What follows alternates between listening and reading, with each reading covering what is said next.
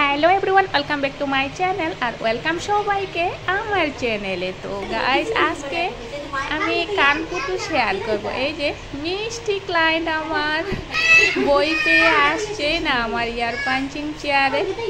তো দেখা যাক, শেষ পর্যন্ত একবার চেষ্টা করে দেখি কানপুটু অথবা ইয়ার পাঞ্চিং করতে দিচ্ছে কিনা আমাকে।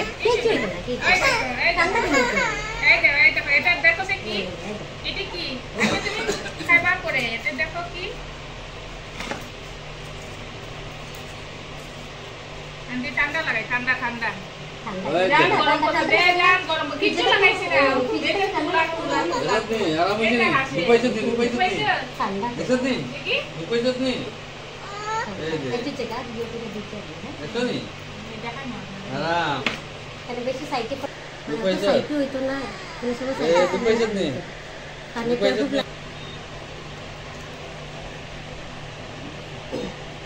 তো গাইস, কেমন আছো সবাই? আশা করি সবাই ভালো আছো, ভালো থাকো, সুস্থ থাকো আর অনেক অনেক খুশি থাকো সবাই। সাথে আমিও ভালো আছি।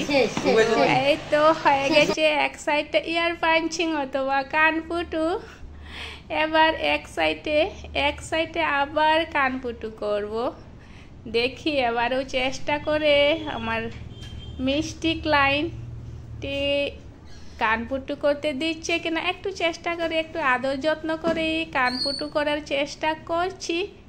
আর এই তো আর একটু সময়, ব্যাস হয়ে গেছে গাইস, হয়ে গেছে। এবার অল্প কান্না পেয়েছে আমার ক্লায়েন্ট, এবার তালা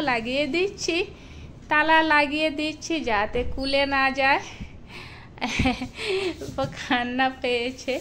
তো কেমন হয়েছে আজকের এই ইয়ার পাঞ্চিংয়ের ভিডিওটি তোমরা কমেন্টে জানিও। আর কেউ যদি আমার চ্যানেলে নতুন হয়ে থাকেন, এখন অবধি যারা সাবস্ক্রাইব করেননি ভুলিয়ে গিয়ে আমার চ্যানেলটিকে, তবে প্লিজ সবাইকে রিকোয়েস্ট করছি আমার চ্যানেলটিকে এগিয়ে নেওয়ার জন্য সাবস্ক্রাইব করে দিন। আর আজকের এই ইয়ার পাঞ্চিংয়ের ভিডিওটি যদি ভালো লাগে তবে ভিডিওটির জন্য লাইক অ্যান্ড শেয়ার করে দিন। আর এই তো এবার আমি আরেকবার মেডিসিন লাগিয়ে দিচ্ছি যাতে ব্যথাটা যাতে অনুভব না হয়। ব্যথা তো হয়ই না, একটু পিঁপড়া কামড় দেওয়ার মতো হয়। তথাপি আমার মিষ্টি বাচ্চারা অনেক ভয় পেয়ে কান্না পায়। তো